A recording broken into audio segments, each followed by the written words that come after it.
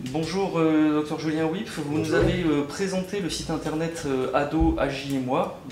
Pourquoi avoir créé ce site internet AJ et moi? Alors, ce site internet a pour objectif de répondre, à mon sens, à un besoin qui n'existait pas en France, de pouvoir faire de la communication pour que les patients puissent comprendre ce que c'est que la maladie, connaître les symptômes, et également, surtout, je pense en premier, aider les patients à vivre avec leur maladie.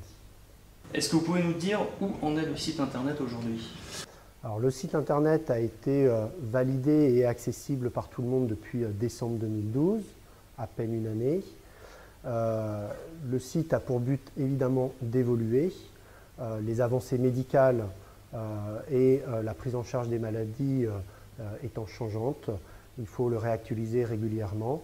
Et puis il y a deux rubriques. Une rubrique d'actualité sur les actualités médicales qu'il faut renouveler régulièrement, ainsi qu'une partie où on répond de façon anonymisée à des questions qui nous sont posées, où là on répond de façon hebdomadaire. Alors justement, vous parlez de deux premières rubriques. Quelles autres rubriques les patients vont-ils pouvoir trouver, notamment les adolescents, puisque ce site leur est destiné? Alors ces rubriques, il y en a quatre principales.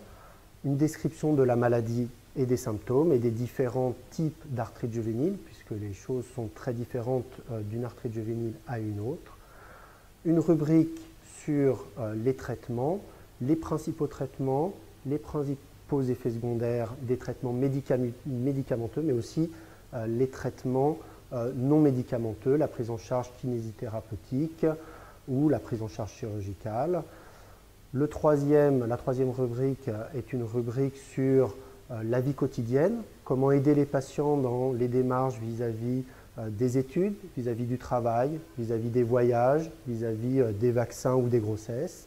Et puis une dernière rubrique, justement, je le disais, où ils peuvent poser de façon anonyme des questions auxquelles on répond de façon anonyme. Si cette question est intéressante et peut aider le plus grand nombre en la remaniant, on l'inclut dans la foire aux questions qui pourra aider d'autres patients. Enfin, dernière question, est-ce que les adolescents eux-mêmes ont participé à la conception du site?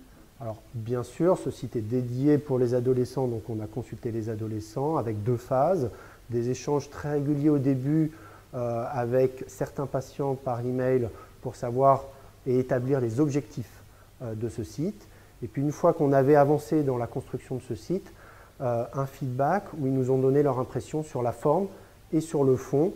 Et grâce à ça, on a pu, je pense, améliorer le site, rajouter certaines rubriques, notamment vis-à-vis du permis de conduire qui avait été oublié au départ, mais qui a été rajouté suite à ces différents échanges.